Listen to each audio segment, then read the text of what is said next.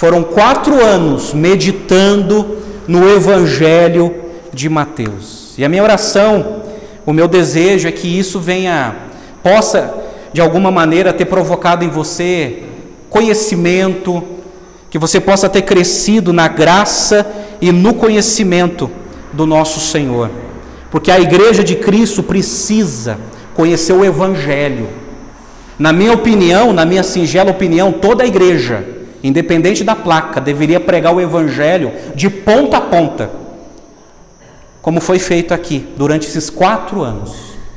E hoje eu quero encerrar pregando Mateus capítulo 28, versos de 16 a 20, e eu quero falar sobre a grande comissão de Jesus. Domingo passado, nós pensamos aqui sobre a grande comissão do diabo, e a grande comissão do diabo é espalhar mentiras, principalmente sobre Jesus. Mas Jesus também deixou uma grande comissão para que a verdade dele seja espalhada no mundo inteiro. Em Mateus capítulo 28, a partir do verso 16, ele dá uma ordem. Acompanhe comigo a leitura da Escritura. Os 11 discípulos partiram para a Galileia, para o monte que Jesus lhes havia designado. E quando viram Jesus, o adoraram, mas alguns duvidaram. Jesus, aproximando-se, falou-lhes dizendo: toda autoridade me foi dada no céu e na terra, portanto vão e façam discípulos de todas as nações, batizando-os em nome do Pai, do Filho e do Espírito Santo, ensinando-os a guardar todas as coisas que tenho ordenado a vocês. E eis que estou com vocês todos os dias até a consumação dos séculos. Vamos orar mais uma vez? Pai, é com muito temor que nós estamos diante da Tua palavra, Senhor. É com grande alegria que chegamos ao último capítulo de Mateus. E nós queremos nessa noite, Pai, experimentar ainda mais daquilo que somente a Tua palavra pode promover, que é fé. Ó Deus, aumenta a nossa fé. E fala aos nossos corações, Pai, que o Espírito Santo possa iluminar nossa mente para entendermos a revelação da Tua palavra e as aplicações para as nossas vidas. Abençoa, Senhor, de maneira especial cada um que está aqui e cada um que está assistindo, ó Deus. E que o Senhor possa nessa noite nos impactar pelo poder da Tua palavra. Sobretudo, nós oramos e nos submetemos à Tua palavra. Em nome do Senhor Jesus. Amém e amém. Amados, Mateus capítulo 28. O título que você pode pôr em Mateus 28 é o seguinte: a vitória do Rei. Porque Jesus venceu a morte e Ele ressuscitou. Nós vimos isso do verso 1 ao 10, nós vimos sobre a ressurreição de Jesus. Versos de 11 a 15, nós vimos a grande comissão do diabo, a mentira que inventaram sobre o corpo de Jesus. E hoje nós veremos a grande comissão de Jesus. Hoje você vai entender o porquê a igreja existe. Hoje você vai entender o porquê a igreja... Porque a igreja não foi destruída em mais de 2000 anos de história. Você vai entender o porquê a nossa igreja está nessa cidade. E é interessante que quando Mateus escreveu essa literatura, foi com 2 objetivos. Primeiro, encorajar os judeus cristãos, judeus que estavam acreditando em Jesus, encorajar os judeus cristãos provando que Jesus é o Messias do Antigo Testamento.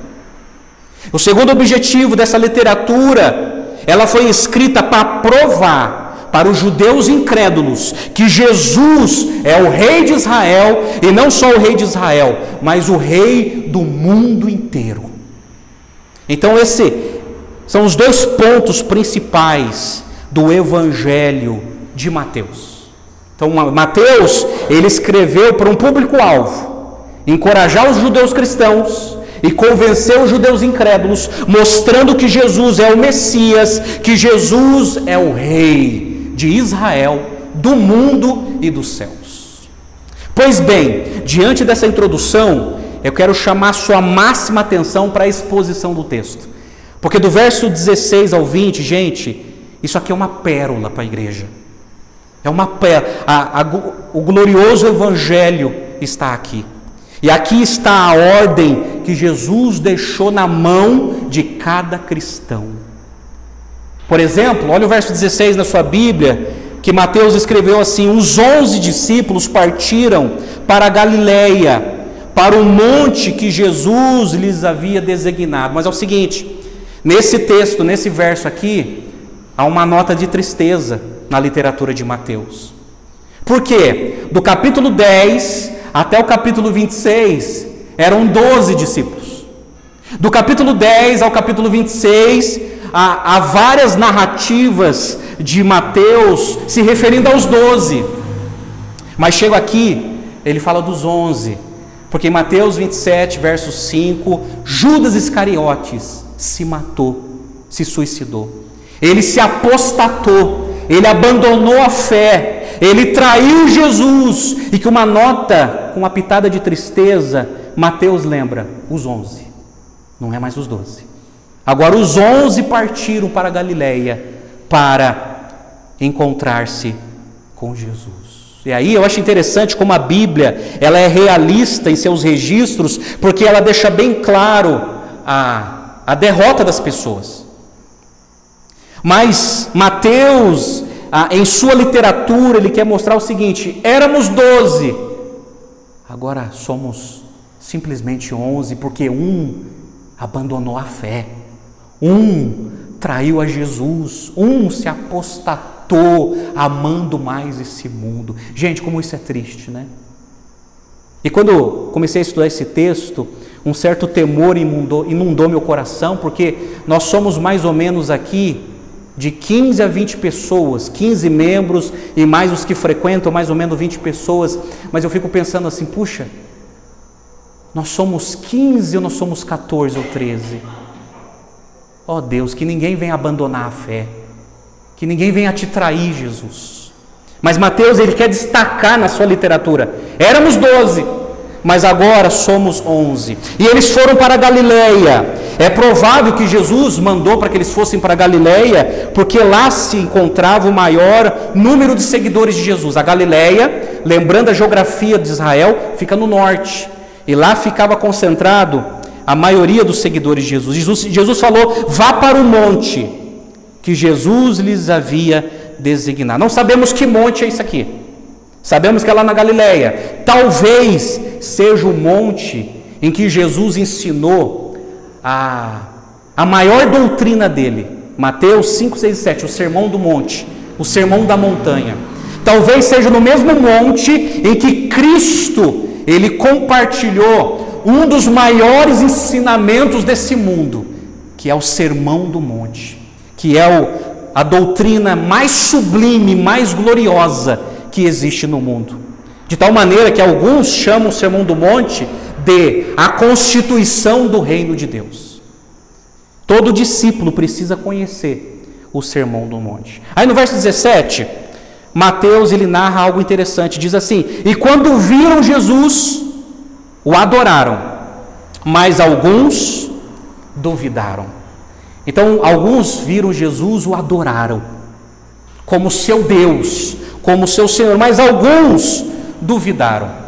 Os estudiosos, eles debatem sobre essa dúvida que tiveram aqui. Alguns dizem que eles estavam longe e talvez não perceberam que era Jesus, mas alguns estudiosos dizem que os apóstolos não estavam sozinhos, porque em 1 Coríntios 15, 6 diz assim, ali apareceu a mais de 500 irmãos de uma só vez, a maioria dos quais ainda vive, embora alguns já tenham adormecido.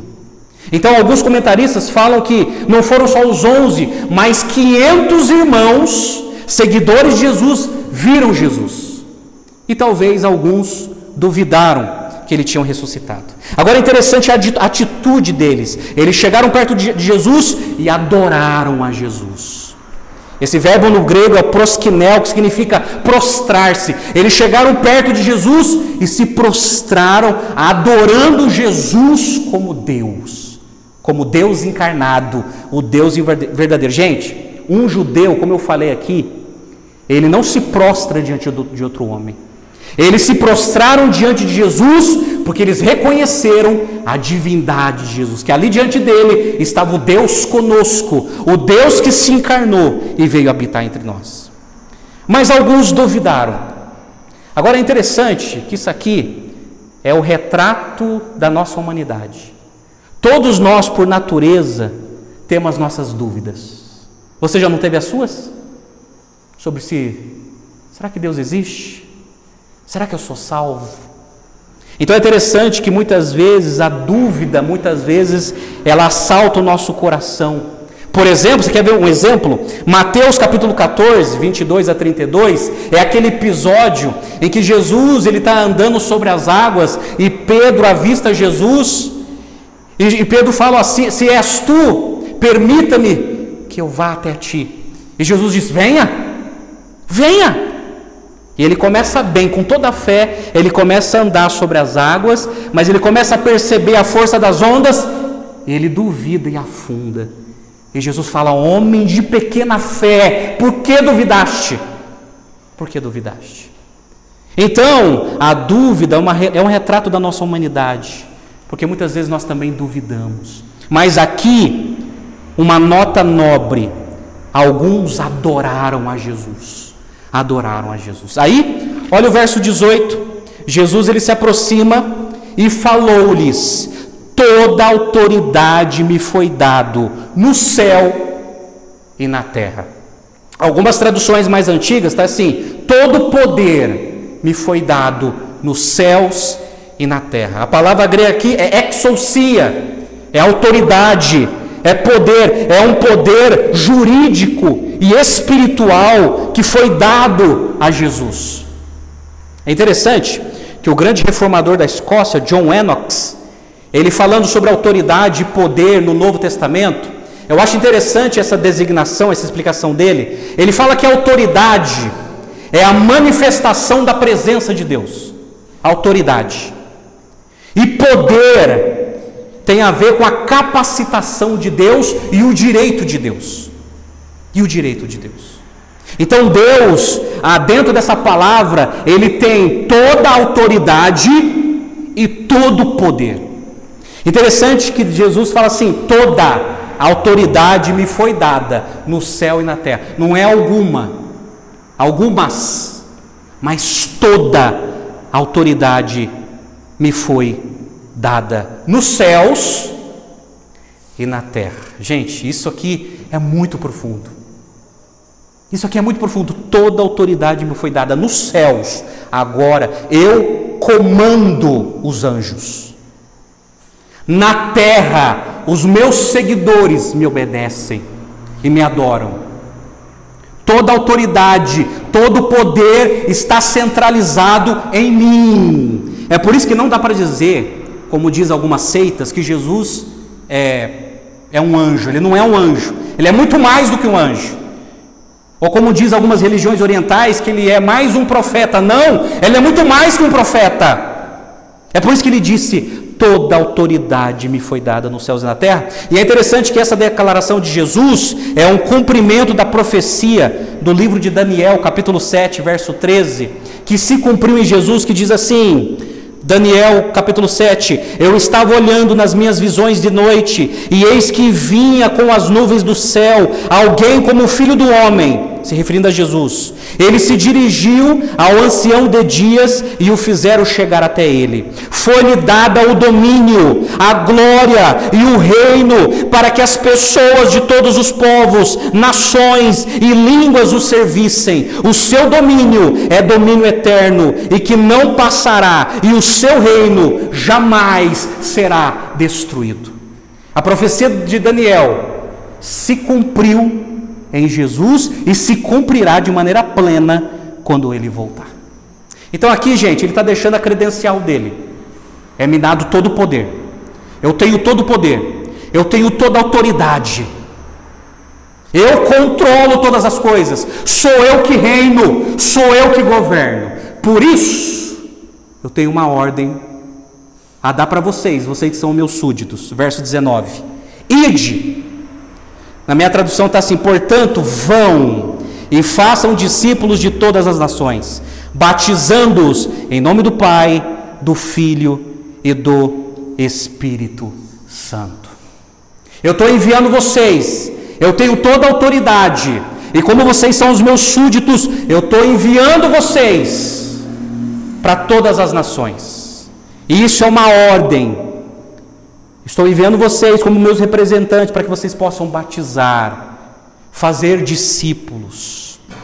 Interessante que essa ordem de fazer discípulos significa fazer um aprendiz, fazer um aluno. Então, fazer discípulo é um processo pedagógico e relacional de fazer um aprendiz, fazer um aluno. Agora é interessante que Jesus, ele não está restringindo mais o campo missionário só com o povo de Israel, porque em Mateus 10, verso 6, Jesus fala assim: vá buscar as ovelhas perdidas da casa de Israel.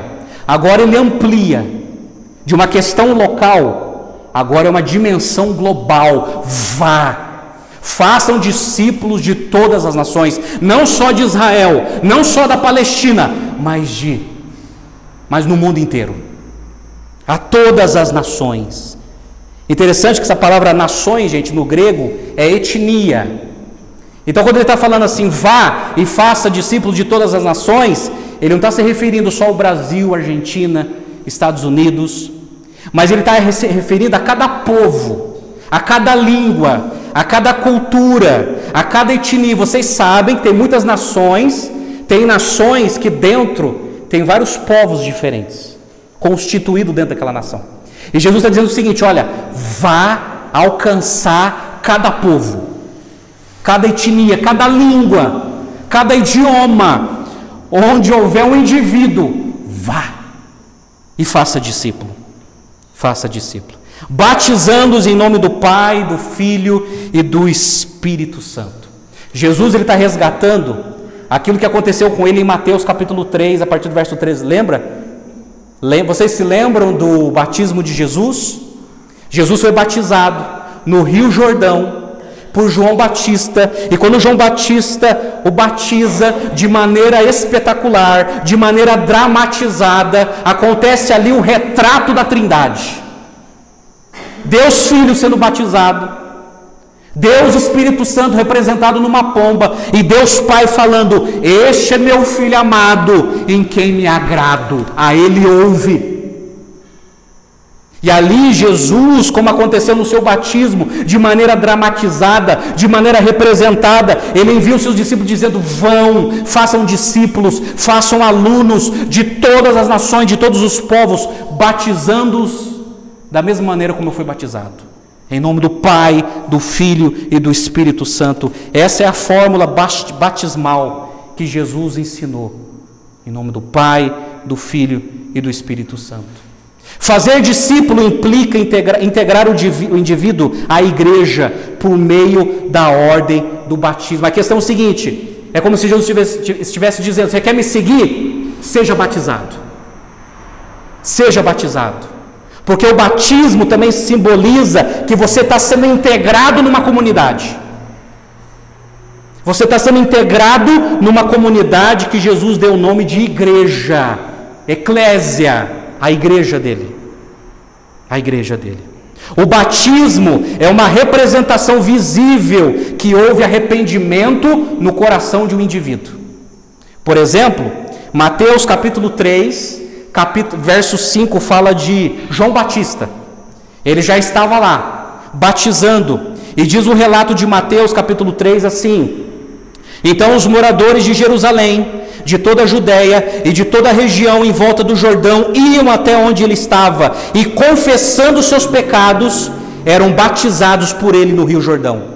Quando João viu que muitos fariseus e saduceus vinham ao seu batismo, disse-lhes, olha que impressionante, João Batista disse assim: raça de víboras, quem deu a entender que vocês podem fugir da ira que está por vir? Produzam fruto digno de arrependimento. Então, quando Jesus ele fala, vão e façam discípulos e batiza-os, o batismo, ele simboliza aquilo que já aconteceu no coração das pessoas, arrependimento. Assim como João ensinava no deserto, olha, confesse os seus pecados, arrependem dos seus pecados e sejam batizados. Deixe essa vida de pecado, renuncie o seu pecado e busquem a Deus, ó Israel.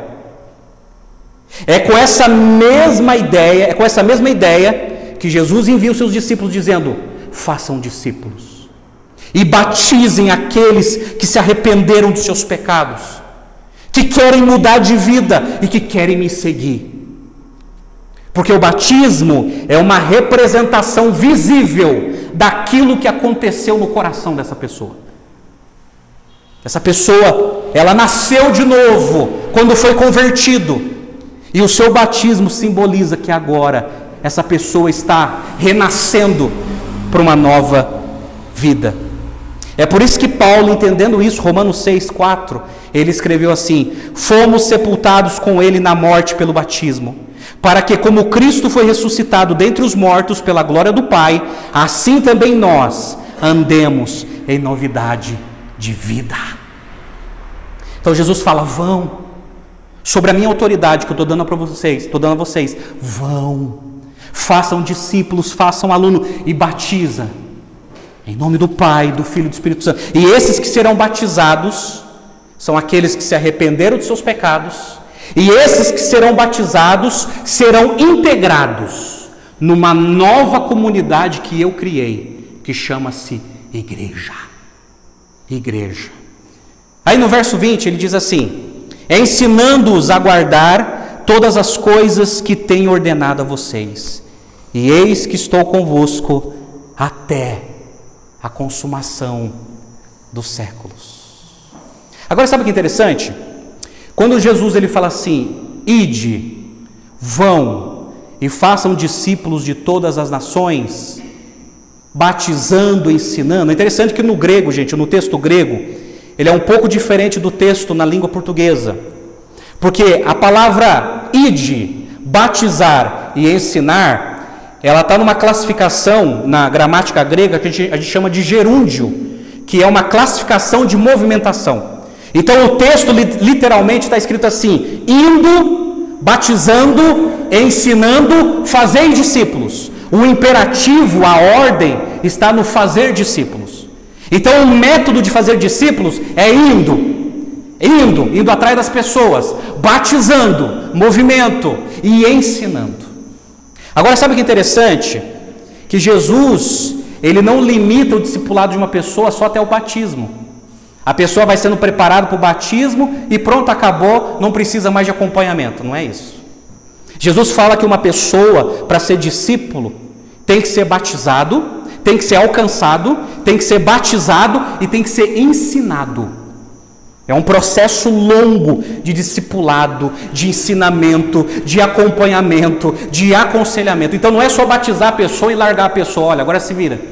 Você já chegou na igreja mesmo, já se converteu, já se batizou, a gente mergulhou você, agora se vira? Não. A gente precisa ensinar.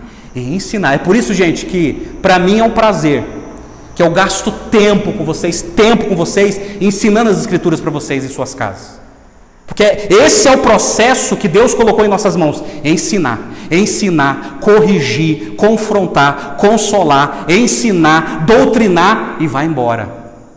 De tal maneira que essa palavra ensinar no grego é didáskalos, que significa instruir com o objetivo de transmitir conteúdo doutrinário.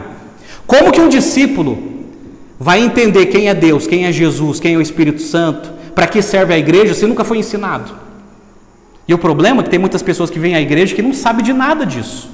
Precisa ser ensinado. E Jesus deixa bem claro que nesse processo de evangelização, as pessoas precisam ser ensinadas, precisam ser doutrinadas, precisam ser integradas nas doutrinas bíblicas das Escrituras. E Jesus falou, ensina-os a guardar todas as coisas. Mas está aqui, não é só ensinar para ter conhecimento intelectual, não é só para ensinar, para você ter um arcabouço de doutrina na cabeça.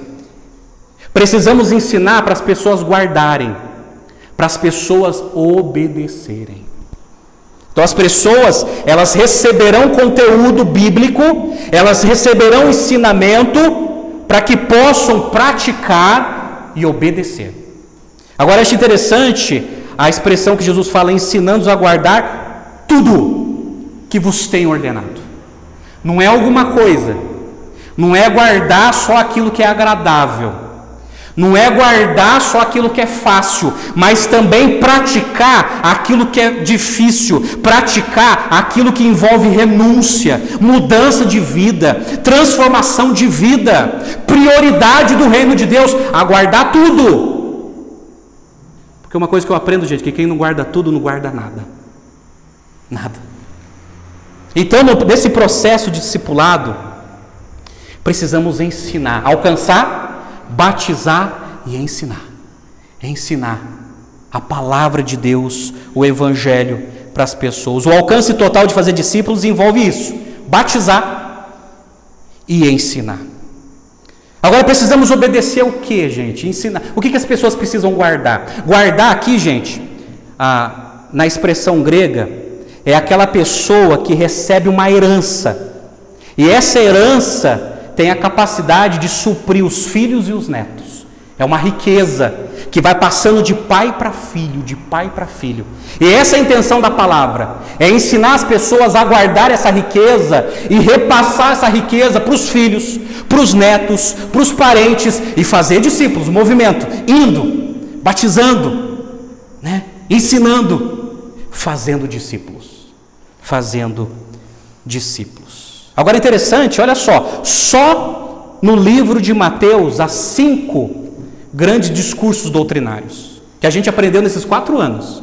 Por exemplo, Mateus 5, 6 e 7, Sermão do Monte, o maior sermão doutrinário de Jesus, que fala da ética do reino de Deus.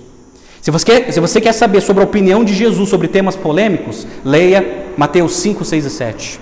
Por exemplo, Mateus capítulo 10, princípios missionários, que a gente chama de missiologia. Jesus envia seus apóstolos de 2 em 2 e ele dá alguns princípios missionários de como evangelizar o mundo.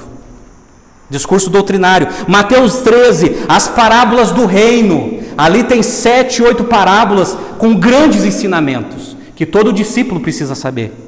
Mateus 18 até o 22 tem regras para a igreja. Jesus falou: edificarei a minha igreja e as portas do inferno não prevalecerão contra ela. A minha igreja, a minha comunidade, vocês precisam obedecer às minhas regras como cristãos. Está lá, gente. Nós chamamos isso de eclesiologia, doutrina da igreja. Mateus 24, 25, o sermão escatológico que fala do fim do mundo. Jesus deixou bem claro o que vai acontecer com esse mundo, o que vai acontecer com essa nação, o que vai acontecer com o evangelho. E todo discípulo tem que estar por dentro da doutrina das últimas coisas. Então, é isso que precisamos ensinar. Ensinar e ensinar. Agora, sabe que é maravilhoso? Que Jesus ele termina assim. A última frase que Mateus escreveu. A última frase que ele destacou que saiu da boca de Jesus. Jesus dizendo: e eis que estarei convosco até a consumação dos séculos. Sabe o que é interessante? Olha como Mateus ele é extremamente habilidoso em seu livro. Encontramos aqui um eco do começo do Evangelho de Mateus, porque em Mateus capítulo 1, verso 23, diz que Jesus ele seria chamado de Emanuel, Deus conosco. E ele termina o livro dele dizendo o seguinte: olha, esse Jesus, que é o Emanuel, o Deus conosco, ele prometeu estar conosco até o fim do mundo, até o fim dos séculos, ele disse. E ele prometeu, em Mateus 24, 14, Jesus falou assim: e será pregado este evangelho do reino por todo o mundo, para testemunha a todas as nações, então virá o fim. Jesus disse, gente, que tem um fim. Esse mundo não vai existir para sempre. Essa nação não vai existir para sempre. Essa cidade não vai existir para sempre. Jesus falou que a história da humanidade tem um último capítulo, vai ter um fim. Mas ele deixou na mão dos apóstolos o evangelho. Vão, façam discípulos de todas as nações. Agora, sabe o que é interessante? Que no texto paralelo de Lucas capítulo 24, Lucas ele coloca não só a grande comissão, mas também a ascensão de Jesus. E também em Atos capítulo 1, que o próprio Lucas escreveu, ele deixa bem claro também que Jesus, ele deu uma ordem, e Jesus falou, olha, vocês receberão poder quando descer sobre vós o Espírito Santo, vocês serão minhas testemunhas, tanto em Jerusalém, Judeia, Samaria, até os confins da terra. E diz o relato de Lucas que ele foi embora, ele foi subindo e os apóstolos estavam olhando. Aí apareceram os anjos dizendo, olha, o que vocês estão vendo? Esse mesmo que se foi, um dia voltará. Então é interessante que Lucas, ele é o único que escreveu a ascensão de Jesus. Jesus, ele subiu ao Pai, corporalmente, ele foi embora, e os discípulos viram Jesus indo embora.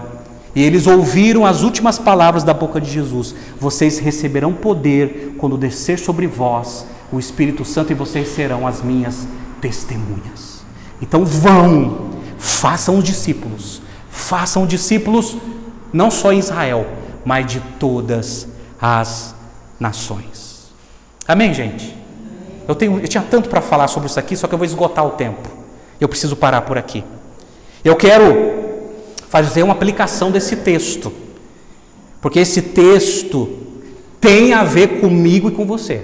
Deixa eu falar uma coisa para você. Se você é um seguidor de Jesus, se você é uma seguidora de Jesus, esse texto aqui é relevante para você. Tem a ver com você e comigo. Tem a ver com a nossa vida. Esse texto aqui tem a ver do porquê nós estamos vivos, do porquê nós estamos respirando. Esse texto aqui nos revela o maior propósito e razão da nossa vida, que é a grande comissão. E nós só estamos vivos por causa desse tema, porque senão Deus iria nos recolher daqui de uma vez por todas. Gente, eu quero separar 5 lições desse texto sagrado para as nossas vidas. É nesse encontro de despedida que Jesus dá uma ordem para a sua igreja. Ele deu uma ordem para os apóstolos, e os apóstolos repassaram esse bastão para cada geração. Esse bastão foi repassado para cada geração e chegou até nós. Essa ordem é chamada de grande comissão. Grande comissão. Mas o que há de tão grande nela? O que há de tão grande nessa grande comissão? Primeira lição, ela é grande em seu propósito. Ela é grande em seu propósito, porque no verso 17 diz assim: e quando viram Jesus, o adoraram. Esse é o propósito. Jesus é digno de toda adoração. Jesus é digno de toda adoração. Gente, fazer de Jesus a nossa adoração é fazer de Jesus a pessoa principal da nossa vida, a pessoa mais importante da nossa vida. Ele é o Deus da nossa salvação, Ele é o nosso maior tesouro, Ele é o nosso Salvador. Então, a grande comissão, em primeiro lugar, ela é grande, porque ela é grande em seu propósito, é para que as nações venham adorar a Jesus como Deus e como Rei. Até os anjos fazem isso. Hebreus capítulo 1, verso 6, o escritor de Hebreus, ele escreveu assim: e novamente, ao introduzir o primogênito no mundo, diz: e todos os anjos de Deus o adorem. Sabe o que os anjos estão fazendo agora nesse momento diante de Jesus? Estão adorando a Jesus. Estão adorando e dizendo: santo, santo, tu és o Cordeiro, tu és o nosso Deus. O maior propósito da grande comissão é que todas as nações venham adorar a Jesus e reconhecer que Jesus é o único digno de toda adoração. Que a satisfação humana, o prazer humano deve estar centralizado nele. Ele é a razão de todas as coisas. E quem não entende que Jesus é a razão de todas as coisas, acaba adorando outras coisas no lugar de Jesus. Esse que é o problema. Coisas que os anjos não estão fazendo, eles estão adorando a Cristo, a Jesus. É por isso que João, no livro do Apocalipse, ele escreve algo fenomenal que ele viu, que Jesus mostrou para ele e ele escreveu. Apocalipse 5:11, João escreveu assim: vi e ouvi uma voz de muitos anjos ao redor do trono, dos seres viventes e dos anciãos, cujo número era de milhões e milhares de milhares, proclamando com forte voz: digno é o Cordeiro que foi morto de receber o poder, a riqueza, a sabedoria, a força, a honra, a glória e o louvor. Então ouvi que toda criatura no céu e sobre a terra, e debaixo da terra, e sobre o mar, e tudo que neles há, estava dizendo: aquele que está sentado no trono e ao Cordeiro, sejam o louvor, a honra, a glória, o domínio, para todo sempre. Jesus é digno de toda adoração, e por isso que ele fala: vão, façam discípulos de todas as nações, porque um dia, muitos irão me adorar, como os anjos fazem no céu. Tem um pastor batista chamado John Piper. Ele escreveu um livro que chama-se Alegrem-se os Povos, a supremacia de Deus sobre as missões, na questão de falar de Jesus em outros povos. E ele disse que o último desejo de Jesus foi o de que víssemos e nos alegrássemos em sua glória. E aí ele cita João 17:24, quando Jesus está orando a Deus Pai, e Jesus falou assim: Pai, a minha vontade é que onde eu estou, estejam também comigo os que me deste, para que vejam a minha glória que me conferiste, porque me amaste antes da fundação do mundo. Sabe o que Jesus está dizendo para Deus? Deus Pai: Pai, que aqueles que o Senhor me deu possam ver a minha glória que o Senhor me deu. E um dia nós veremos a glória de Jesus. Um dia os nossos olhos contemplarão a glória de Jesus. As nações irão contemplar a glória de Jesus. Amém, gente? Você está entendendo um pouquinho porque a gente precisa fazer discípulos? Porque se as pessoas não adorarem a Jesus, as pessoas vão adorar o diabo, vai adorar o dinheiro, vai adorar a bebida, vai adorar as drogas, vai adorar tudo aquilo que tira o lugar de Jesus e coloca. Pode ser coisa até boa, mas se essa coisa boa ocupa o lugar que pertence a Jesus, a Bíblia chama isso de idolatria, carnalidade, pecado. Mas quando nós colocamos Jesus no centro, no pedestal da nossa vida, Ele é dignamente adorado. Adorado. Então a grande comissão é para impulsionar isso. Jesus é digno de toda adoração. Amém? Segunda lição: por que é a grande comissão? Ela é grande em sua autoridade, porque Jesus falou: toda autoridade me foi dada nos céus e na terra. Aí olha que interessante, é grande em sua autoridade porque Jesus é o Criador. Jesus tem o direito original de todas as coisas. Hebreus capítulo 1 fala sobre isso. Hebreus capítulo 1 fala sobre isso. Gente, escute o texto bíblico. Eu quero saturar o seu coração com os textos bíblicos. Hebreus capítulo 1 diz assim: antigamente Deus falou muitas vezes, de muitas maneiras, aos pais pelos profetas, mas nesses últimos dias nos falou pelo Filho, a quem constituiu herdeiro de todas as coisas e pelo qual também fez o universo. O Filho, que é o resplendor da glória de Deus e a expressão exata do seu ser, sustentando todas as coisas pela palavra do seu poder. Sabe o que o escritor está dizendo? Que Jesus está sustentando todas as coisas, nos céus e na terra. Ele que sustenta a história da humanidade, Ele que sustenta a história das nações, Ele que sustenta a história da igreja, Ele que sustenta a minha vida e a sua vida. E ele continua dizendo: depois de ter feito a purificação dos pecados, assentou-se à direita da majestade, nas alturas, tendo se tornado tão superior aos anjos, quanto herdou mais excelente nome do que eles. A Bíblia chama de Jesus de Criador. Por isso ele disse: toda autoridade me foi dada nos céus e na terra. Ele falou isso porque Jesus é o Redentor. E Paulo, ele fala da autoridade de Jesus como Redentor em Colossenses capítulo 1, a partir do verso 13. Gente, olha que texto lindo. Olha que texto lindo que Paulo escreveu. Paulo escreveu assim: Ele nos libertou do poder das trevas e nos transportou para o reino do seu Filho amado, em quem temos a redenção, a remissão dos pecados. Ele é a imagem do Deus invisível, o primogênito de toda a criação, pois nele foram criadas todas as coisas, nos céus e sobre a terra, as invisíveis e as visíveis, sejam tronos, sejam soberanias, quer principados, quer potestades, tudo foi criado por meio dele e para ele. Ele é antes de todas as coisas, nele tudo subsiste.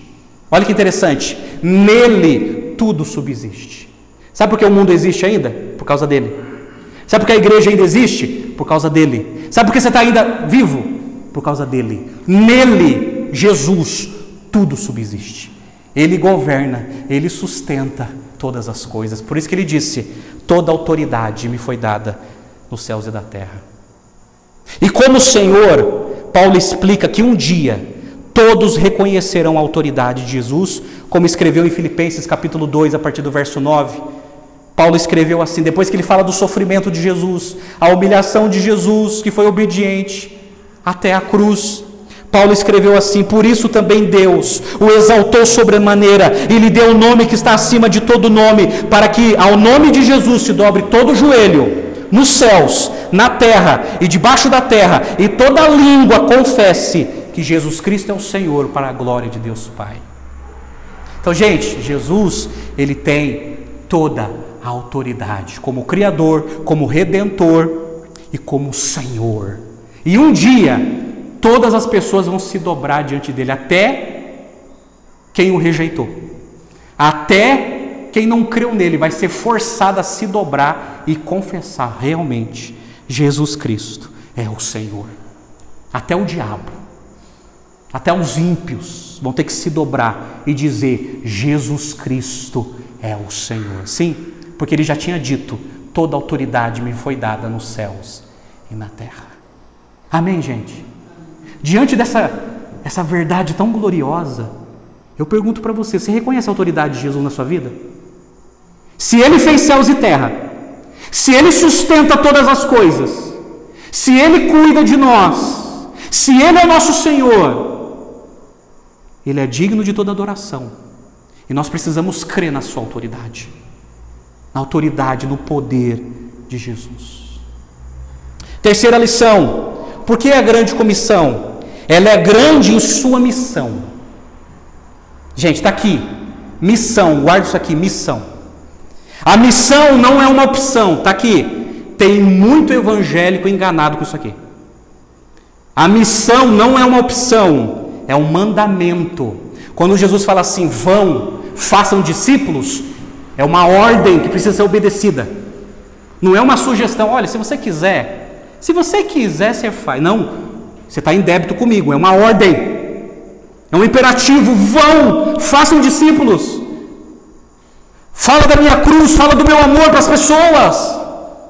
Eu concordo com as palavras do saudoso teólogo Sproul, quando ele destacou o fato de que, abre aspas, Jesus não está dando uma grande sugestão, mas uma grande comissão, ou seja, trata-se de uma ordem expressa do Rei dos Reis, o qual possui toda a autoridade nos céus e na terra. Agora deixa eu chamar a sua atenção.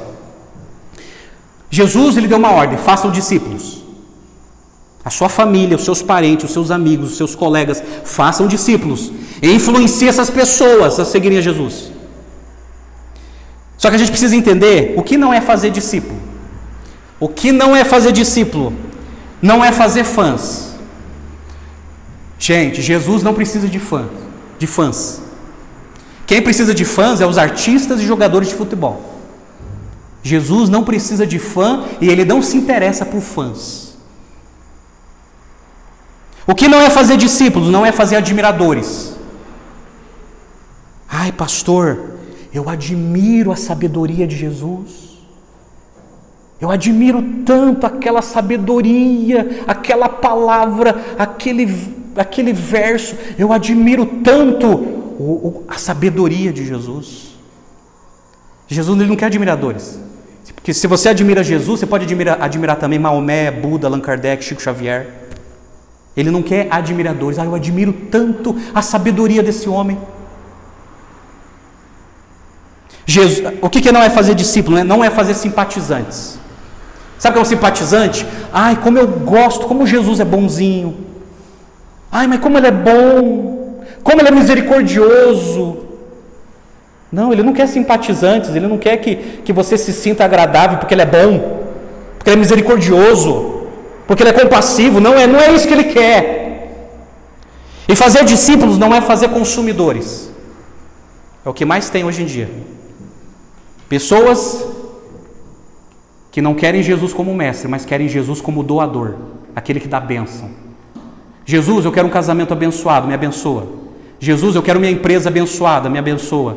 Jesus, eu quero minha família abençoada, eu quero receber, eu quero receber, eu quero bênção, eu quero bênção, eu quero receber. E e a grande comissão? Jesus, ele não quer consumidores, gente que só quer bênção. Jesus, ele quer discípulos. Aí eu pergunto para você: você é discípulo de Jesus? Você é discípula de Jesus? Fazer discípulos, o que é? É fazer seguidores de Jesus, é fazer alunos de Jesus, é fazer adoradores de Jesus, independente daquilo que estão recebendo. E todo seguidor de Jesus tem que ser discipulado. Aí, gente, olha só, sabe o que é discipulado? Eu aprendi com um pastor batista chamado Jonas Madureira, falando sobre o assunto. Discipulado é, em primeiro lugar, o ato de seguir a Jesus. Isso é discipulado. É o ato de seguir a Jesus. Segundo, discipulado é o ato de ensinar as pessoas a seguirem a Jesus. Isso é discipulado. É por isso que todos precisam ser discipulados. Todos. É quando nós ensinamos o ato de seguir a Jesus. Vem comigo, ombro a ombro. Eu quero ensinar para você como é seguir a Jesus. Que infelizmente, de maneira reprovável, muitos estão ensinando de maneira errada. As igrejas estão fazendo dos crentes consumidores. A igreja virou um mercado, o pastor virou um vendedor, o púlpito virou um balcão e os crentes viraram consumidores. E a Bíblia virou um produto. É assim que a igreja está sendo tratada hoje. Mas todos precisam ser discipulados.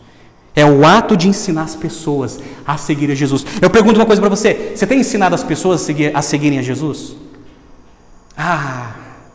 Como a gente tem falhado. Gente, falhar aqui é um pecado terrível.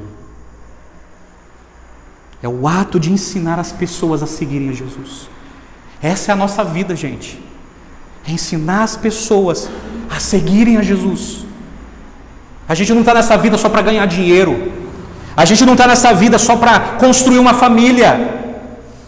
A gente não está nessa vida só para viver um bem-estar. Nós estamos aqui nessa vida para ensinar as pessoas a seguirem a Jesus. Senão não há razão de estar vivo. Porque os pagãos vivem isso. Eles vivem essa vida vazia em função dessas coisas.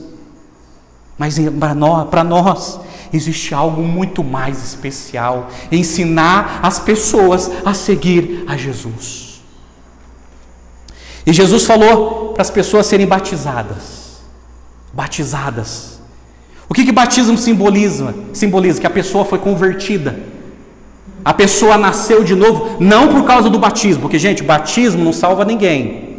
Batismo não lava pecado de ninguém. O batismo, a pessoa se batiza demonstrando aquilo que já aconteceu no coração dela. Ela nasceu de novo, nasceu do Espírito. O batismo é um simbolismo de arrependimento de pecado. Essa pessoa se arrependeu dos seus pecados e quer mudar de vida.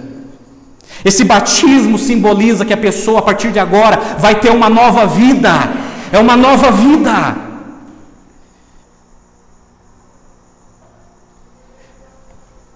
Sabe por que a nossa igreja batiza pouco? Porque tem muita gente que não quer nova vida. Aí eu me recuso a batizar. Não estou preocupado com números, eu estou preocupado com discípulos. Quem está a fim de seguir Jesus? Que seja batizado, arrependa os seus pecados, seja convertido. Porque o batismo revela isso: eu quero seguir a Jesus, eu quero uma nova vida com Cristo.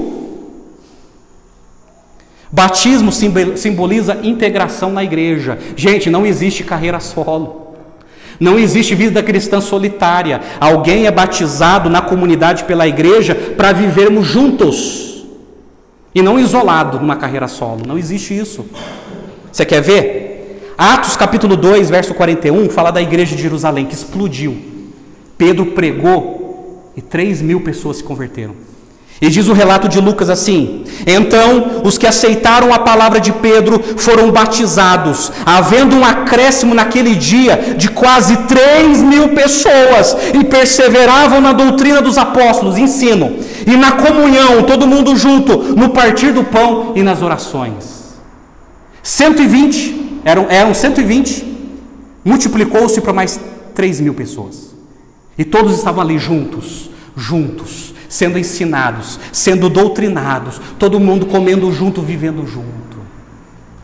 O batismo é um ato de integração na igreja. Por isso que todo aquele que é batizado se torna membro da igreja. Membro da igreja. E precisamos ensinar. Ensinar é encorajar para obedecer. Deixa eu perguntar uma coisa para você. Eu não sei quanto tempo você segue a Jesus, mas deixa eu perguntar: você obedece a Jesus? Ensinando-os a guardar todas as coisas que você tem ordenado. Você tem obedecido a Jesus? Você tem obedecido a Jesus?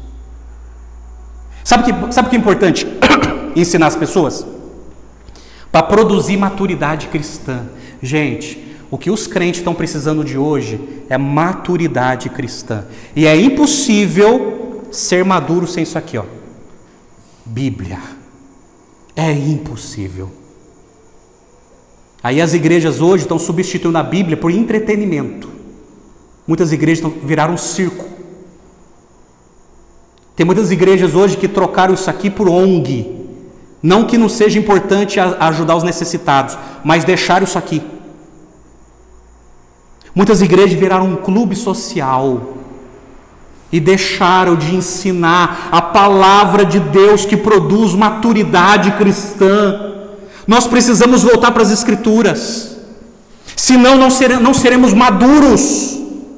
E aí, sabe qual é o problema? As pessoas passam anos e anos como bebês na fé, não cresceu, não amadureceu. Então ensinar a guardar todas as coisas significa aprender, amadurecer, crescer, produzir. Sabe por que muita gente não produz mais? Porque parou de aprender e se acomodaram na vida que estão. Que pecado, que pecado. Atos capítulo 5, verso 42 fala da igreja. A igreja continua crescendo, e Atos 5,42, Lucas escreveu assim: e todos os dias no templo e de casa em casa não cessavam de didáscalos, ensinar e de pregar que Jesus é o Cristo. Todos os dias no templo, até onde eles podiam, porque em Atos 8 eles foram expulsos e perseguidos. Mas enquanto eles podiam, todos os dias eles estavam no templo, de casa em casa, ensinando, pregando que Jesus é o Cristo. Isso é discipulado. Quarta lição: por que a grande comissão? Porque ela é grande em sua dimensão. Jesus falou: portanto, façam discípulos de todas as nações. Não é só Canoinhas, Santa Catarina, é todos os lugares, gente. Lucas 24, verso 46 e 47, Lucas, ele colocou a seguinte frase de Jesus. Jesus falando: assim está escrito que o Cristo tinha de sofrer e ressuscitar dentre os mortos, e no terceiro dia ele ressuscitará. E que em seu nome pregasse arrependimento para a remissão de pecados a todas as nações. Marcos 16, 15 também é a mesma coisa. Ele coloca uma frase, Jesus dizendo: vão e pregue o evangelho a toda criatura. Quem crer e for batizado será salvo, quem não crer será condenado. Todas as pessoas. Gente, nós somos uma igreja local, mas com uma visão global. Agora pensa comigo, 11 homens, muitos deles eram pescadores, e Jesus dá uma ordem extraordinária: façam discípulos de todas as nações. Eles estavam acostumados com o lago, com o rio, com aquele barco, com aquela rede, e agora eles têm a incumbência de alcançar o mundo.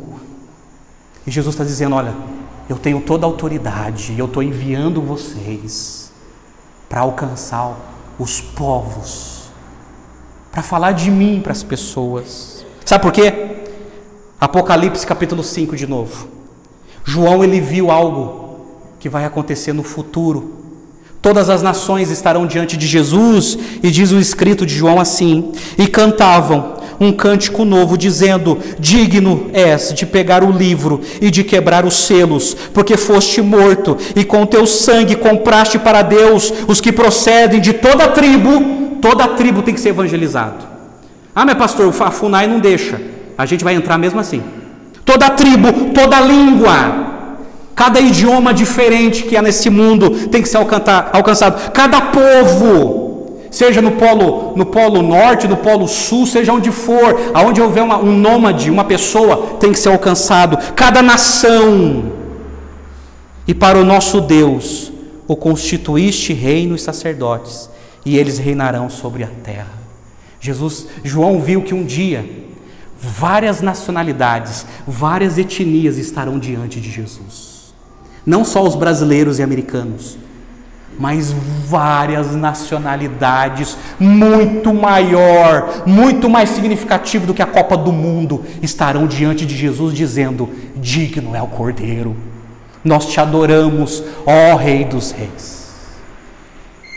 É por isso que eu concordo com o pastor John Brutus, que ele disse que o cristianismo é essencialmente uma religião missionária.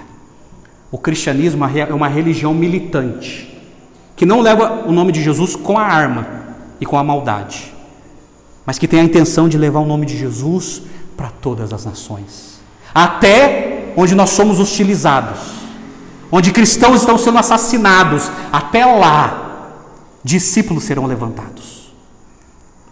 Quinto e último, por que a grande comissão? Ela é grande em sua promessa. Olha que lindo, gente. Jesus falou: e eis que estou convosco até a consumação dos séculos. 4 pontos. Primeiro, a presença de Jesus. Jesus prometeu estar presente com aquele que está indo, batizando, ensinando, fazendo discípulos. A presença de Jesus. E Jesus falou em João 14,6: olha, eu vou, mas eu enviarei o Consolador. Ele estará com vocês, e vocês o conhecem. Não, o mundo não conhece, mas vocês o conhecem. Ele habita em vocês. Jesus está presente conosco na pessoa do Espírito Santo. Oh, gente, isso aqui traz tanto fortalecimento, gente. Tanto fortalecimento, você não tem noção.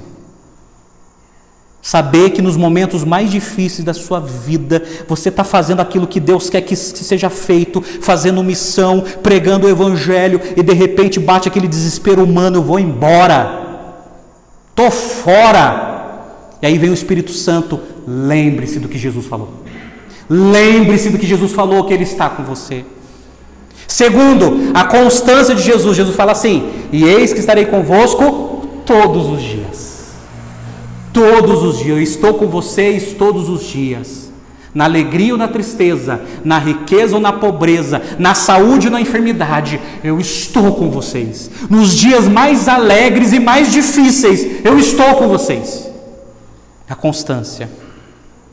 Terceiro, o poder de Jesus, porque em Atos 1,8 ele já tinha dito: vocês receberão poder quando descer sobre vós o Espírito Santo.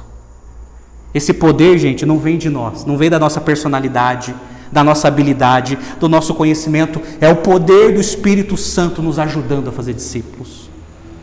E quarto, ele prometeu que um dia vai ter um fim. Um dia vai ter um fim. Ele prometeu até o fim dos tempos. Gente, vai ter um fim. Jesus vai voltar. A pergunta é, enquanto Jesus não volta, a gente vai fazer o quê? Enquanto Jesus não volta, a gente vai fazer o quê? Multiplicar a família? A vida é só isso? Ter filho? Ter neto, ter neta? A vida se resume nisso, gente? Enquanto Jesus não volta, a gente vai fazer o quê? Ganhar dinheiro? É isso? A nossa vida se resume nisso? Ganhar dinheiro? Não que seja proibido, mas a nossa vida se restringe a só isso, como os pagãos vivem? A nossa vida se restringe o quê? Aos prazeres? Viajar o mundo, conhecer o mundo? A nossa vida se restringe a isso, gente? Se a nossa vida se restringe a isso, nós somos os mais miseráveis desse mundo. Estamos vivos porque vai ter um fim. Enquanto o fim não vem, a gente precisa fazer discípulos. Fazer discípulos. Fazer discípulos. E aí eu termino com algumas perguntas. Primeiro, você adora Jesus? Você vive para a glória dele? Oh, você adora Jesus? Você vive para a glória dele? Jesus é a pessoa mais importante na sua vida? Eu estava ensinando um casal essa semana que eles ficaram surpreendidos com aquele texto de Mateus 10, quando Jesus fala assim: aquele que ama seu pai, a sua mãe, o seu filho, a sua filha mais do que a mim, não é digno de mim. E aquele que não toma a sua cruz e não me segue, não é digno de mim.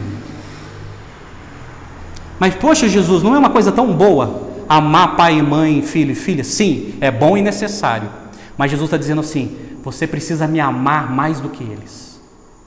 Se você quer ser o meu discípulo, você precisa me valorizar mais do que eles.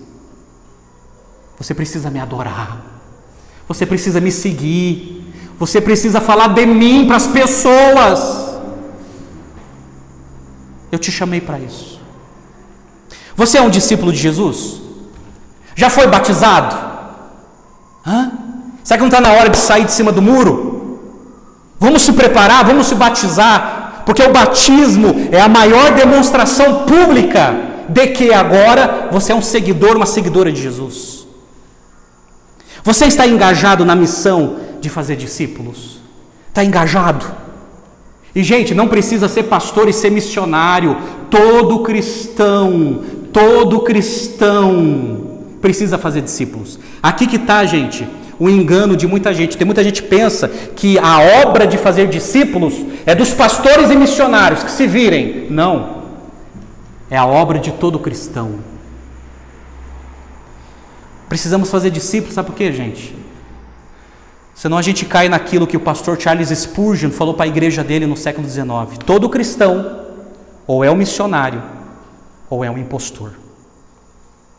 E aí, certa vez eu ouvi uma frase de um pastor que chama Oswaldo Smith. Não confunda com Joseph Smith. Oswaldo Smith, ele foi um pastor canadense que quando ele estava vivo em Toronto, a igreja dele, quando ele estava vivo, era a igreja que mais investia em missões. Milhões e milhões de dólares para enviar missionários no mundo. Quando ele estava vivo, nenhuma igreja contribuía mais do que a dele.